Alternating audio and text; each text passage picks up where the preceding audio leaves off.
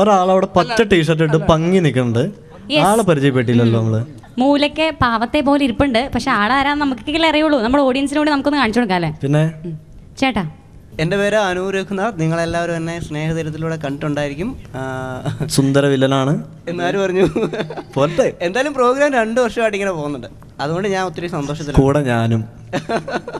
പിന്നെ ഒരു കാര്യം പറയാനുള്ള, കഴിഞ്ഞ വർഷത്തെ ഓണം പ്രോഗ്രാം ഞാൻ ചെയ്തത് ഓണത്തിൻ്റെ തിരുവോണ ദിവസത്തെ ഞാനും ഉണ്ടായിരുന്നു. പിന്നെ ഇപ്പം നമ്മുടെ കൂടെ ഇല്ല അബിത ഉണ്ടായിരുന്നു എൻ്റെ കൂടെ പ്രോഗ്രാം ചെയ്യാൻ. അബിത ഇപ്പം ഈ നിമിഷത്തിൽ ഓർമ്മിപ്പിക്കുന്ന അബിത. പിന്നെ ഞങ്ങളൊന്നും ഇങ്ങനെ പേര് ഓർത്തിരിക്കാറില്ല. അതിപ്പോ ഞാനാണെങ്കിൽ ഓർക്കായിരുന്നോ? ഞാൻ ആദ്യമായിട്ട് കാണുന്നത്.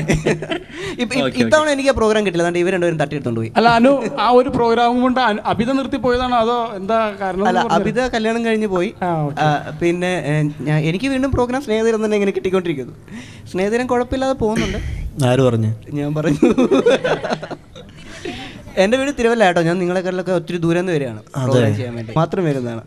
അതാണ് പേരുവശമുള്ള പ്രേക്ഷകർക്കൊക്കെ ഒരു ഭാഗ്യം. ഇത്തവണത്തെ ഓണം ഭയങ്കര അടിച്ചു പൊളിക്കല്ലേ. നിങ്ങളെല്ലാവരും കാണാൻ പറ്റി. ഇപ്പം നമ്മളൊക്കെ പല സമയത്ത് വന്ന് പ്രോഗ്രാം ചെയ്തിട്ട് പോകുന്നവരാണ്. നമ്മളെല്ലാവരും കൂടെ ഒന്ന് ഒത്തൊരുമിക്കാനായിട്ട് പറ്റി ഈ ഓണത്തിൽ. എല്ലാവരും കാണാൻ പറ്റിയ ഒത്തിരി സന്തോഷമുണ്ട്.